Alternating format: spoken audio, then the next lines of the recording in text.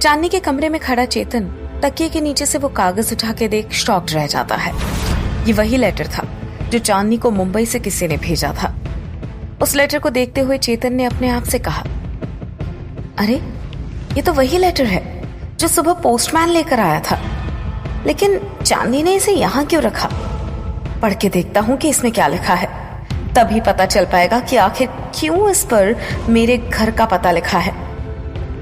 चेतन उस लेटर को खोल के पढ़ने ही वाला था कि माही चांदनी को आवाज देते हुए कमरे में आ गई, और जैसे ही माही ने चेतन को चांदनी के कमरे में देखा तो वो उसे देखकर चौंक गई। दूसरी तरफ चेतन ने भी माही के आते ही लेटर तुरंत छिपा लिया था।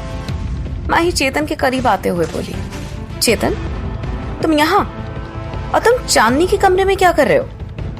ये सुन चेतन ने हड़बड़ाते हुए जवाब दिया, नहीं मैं तो कुछ भी नहीं, यूं ही देखने आया था कि चांदनी कहाँ है। ये कहते हुए चेतन माही से नजरें चुराकर यहाँ वहां देखने लग जाता है।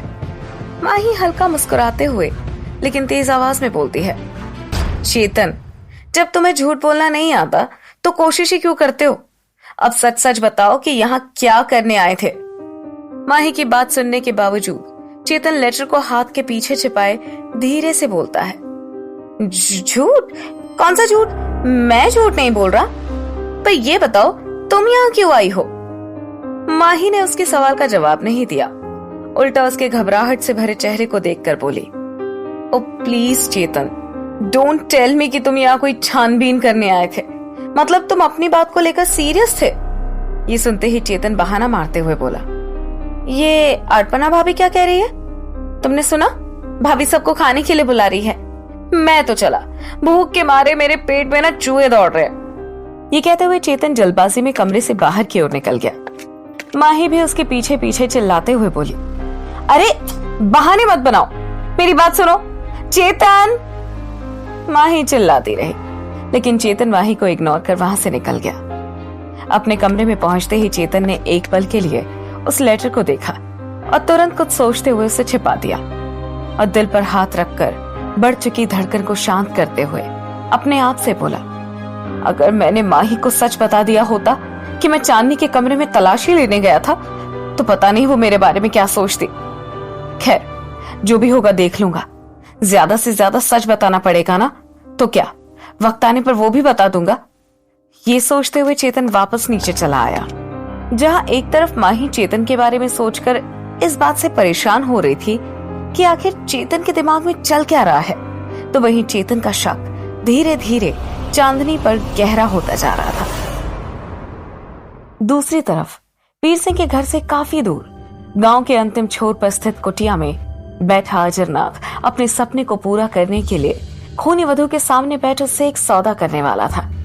तभी खूनी वधू का साया अजरनाथ के सामने तेज आवाज में चिल्लाते हुए बोला, अजरनाथ मेरी बात मान, इसका फायदा तुझे ही मिलेगा, इसलिए कह रही हूँ मान ले मेरी बात और खत्म कर दे इस पूरे खेल को। तूने इतने वर्ष बता दिए, आज तक तूने कितनी आत्माओं को गुलाम बनाया, लेकिन तू बता क्या हासिल हुआ तुझे उन सब से? सिर्फ काली शक्तियों के सहारे ही तेरी जिंदगी बची है, और अब एक समय वो भी आएगा जब जीवित रहने के लिए तुझे काली शक्तियां भी कम पड़ने लगेगी। तब क्या करेगा? तेरा ये शरीर भी आम लोगों की तरह बूढ़ा हो जाएगा और तू भी मर जाएगा। अजरनाथ खूनी वधू की बात सुन गुस्से से चिल्लाते हुए बोला, मूर्ख आत्मा, तूने मुझे कमजोर समझ रखा है क्या? मैं अजरनाथ हूँ, भले ही मैंने लगभग 1 सदी भर की उम्र गुजार दी है खुद को अमरत्व की ओर ले जाने में, लेकिन मैं आज भी उतना ही शक्तिशाली हूँ। जीवित रहने के लिए मुझे तेरी सलाह की जरूरत नहीं है। मैं आम लोगों से अलग हूँ, बहुत अलग, तो उनकी और मेरी क्या तुलना? ये सुन खूनी वधू हंसते हुए बोली, ठीक कहा तूने अजरनाथ, मैं तेरी शक्तियों से अच्छी तरह वाकिफ हूँ, लेकिन इससे पहले मैं कमजोर पड़ जाऊं और तेरे किसी काम की न रह जाऊं, तू मेरी मदद से उस तारक कलश को हासिल कर ले, क्योंकि तेरी ही शक्तियां हैं जो मुझे बचा सकती है। और जब तक मैं चित्रलेखा से जुड़ी हुई हूं, बस तभी तक मैं भी सुरक्षित हूं।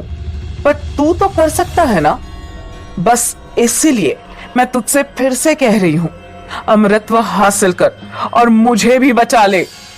अजरनाथ खूनी वधू की बात सुन गहरी सोच में पड़ गया और कुछ पल शांत रहकर खूनी वधू को चेतावनी देते हुए बोला, ठीक है, मैं तेरी बात से सहमत हूं। इसके पहले कि मैं तेरी मदद करूं, पहले तुझे ये साबित करना होगा कि आखिर तू कितनी ताकतवर है। तुझे कुछ ऐसा करना होगा जो मेरी सोच से भी परे हो। अगर तू मेरे काम को करने में सफल हो गई तो मैं भी तेरी बात मान लूंगा।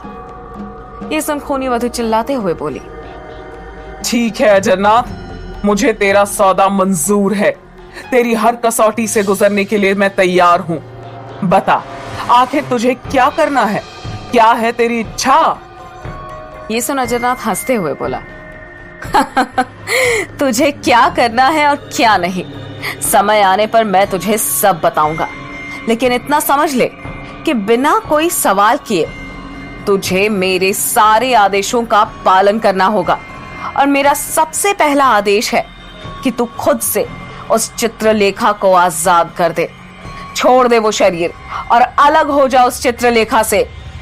अजरनाथ के शब्द बोलते ही पूरे माहौल में सन्नाटा छा गया। अजरनाथ के आखिरी शब्द उस वातावरण में गूंज रहे थे। थोड़ी देर बाद इस सन्नाटे को चीरते हुए खूनी वधू चिल्लाते हुए बोलती है, ठीक है अजरनाथ, मैं तैयार हूं, लेकिन जब मैं इस शरीर को छोड़कर अलग होंगी तब मुझे एक नया शरीर चाहिए होगा।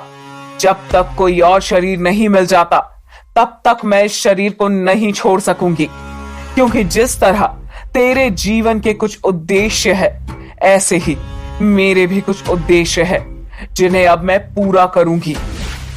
इतना कहते हुए खूनी वधू का साया वहां से अजरनाथ की कुटिया से गायब हो गया।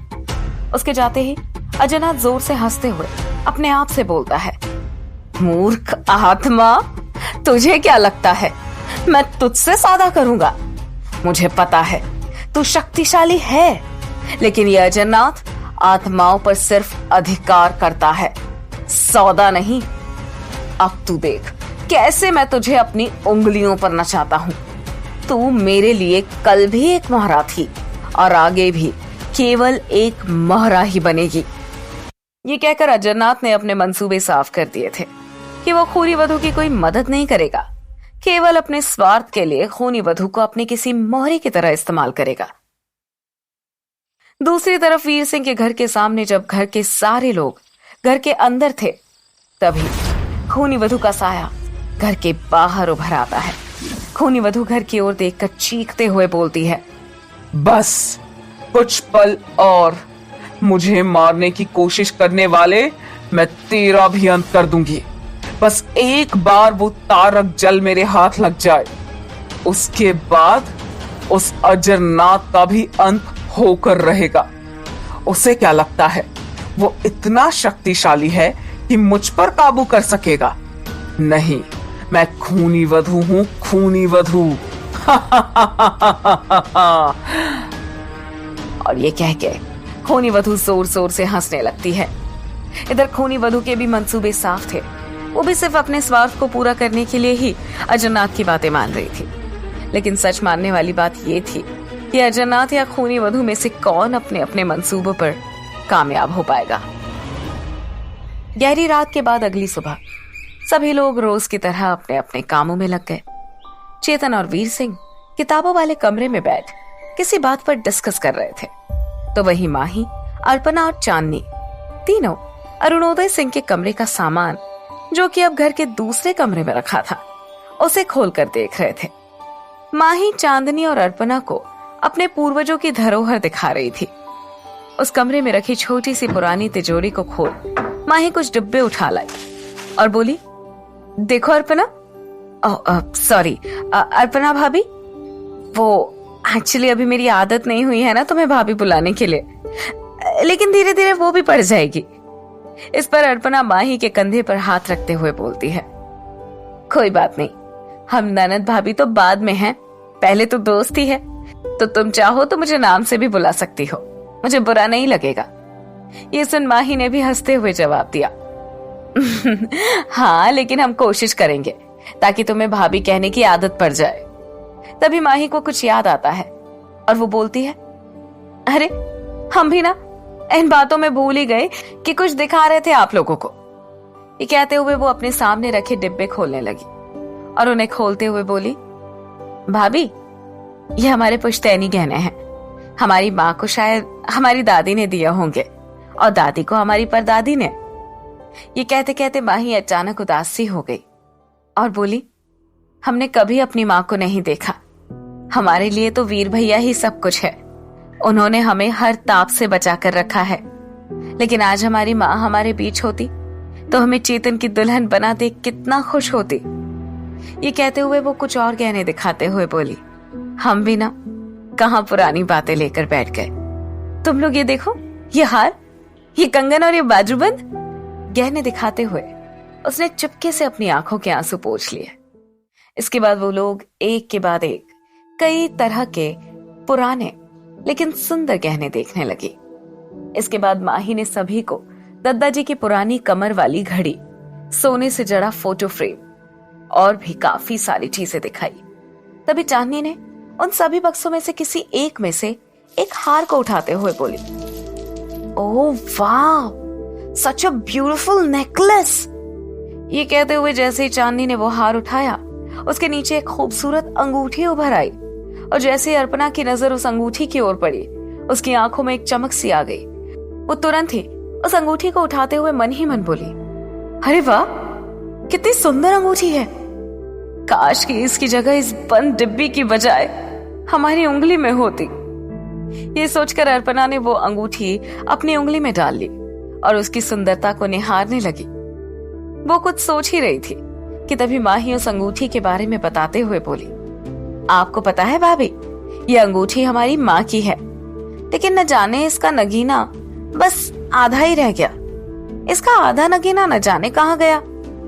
हमने इससे पहले भी घर में सभी जगह इसे ढूंढने की कोशिश की थी, लेकिन न जाने वो कहाँ है।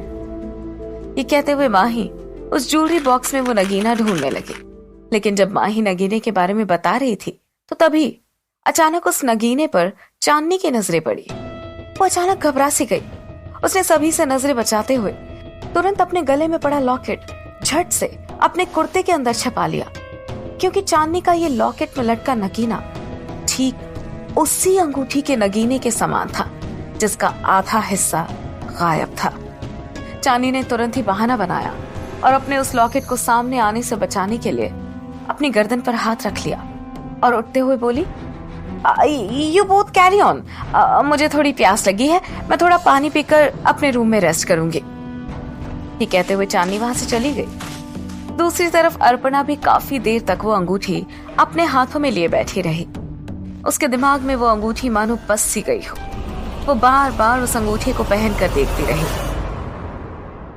जहां एक और माही और अर्पणा उस कमरे में गहनों को देखकर खुश हो रहे थे, तो वहीं दूसरी तरफ चेतन कालदूत से मिलने मंदिर के पीछे जा पहुंचा और कालदूत को आवाजें लगाने लगा। आज 2 आवाजों के बाद ही कालदूत चेतन के सामने प्रकट हो गया और गुनगुनाता हुआ चेतन के पास चला आया और आते ही उसकी पीठ ठोकते हुए बोला, और भाई रक्षक बंधु, कैसे हो? आज कैसे याद किया इस नाचीज को? अपनी पीठ पर जोरदार पड़े हाथ के कारण हुए दर्द से कराहता हुआ चेतन बोलता है, तुम भी ना क्या करते हो कालदूत, थोड़ा धीरे से भाई, हम जानते हैं कि तुम आम इंसान नहीं हो। क्या छोड़ो ये सब, हम तो यहाँ तुम्हें उस लड़की के बारे में बताने आए हैं। कालदूत बड़ी गहराई से सोचते हुए बोला, यू मीन वो माही? सॉरी, वो चांदनी। तभी चेतन बोला, हाँ वही। कालदूत, कुछ गड़बड़ है यार, मैं चाहकर